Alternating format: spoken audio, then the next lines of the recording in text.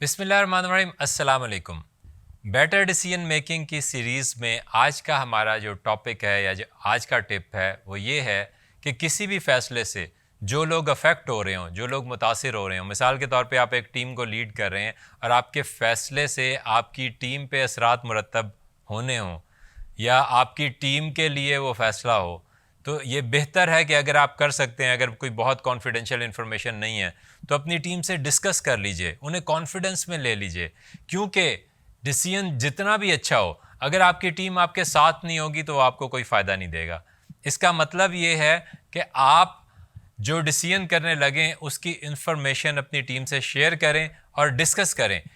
अगर आप ऐसा नहीं करेंगे तो होगा ये कि आपकी टीम शायद आपके पीछे खड़ी ना हो उस फैसले के बाद, या इससे भी बुरा ये हो सकता है कि शायद आपकी टीम आपके फैसले को ख़राब करने लगे या सबोताज करने लगे या डिस्ट्रॉय करने लगे, कि आपके मुखालिफ खड़ी हो। अगर ऐसा होगा तो आपका बेहतरीन डिसीजन भी कोई बेहतर रिजल्ट्स नहीं ला सकेगा। तो जहाँ भी हो सके जो लोग उस डिसीजन से अफेक्ट होते हैं उनसे डिस्कस कीजिए, उनकी राय लीजिए, उनको उसमें शामिल करने की, उनको उसमें साथ लेके चलने की कोशिश कीजिए। आपका बहुत बहुत शुक्रिया।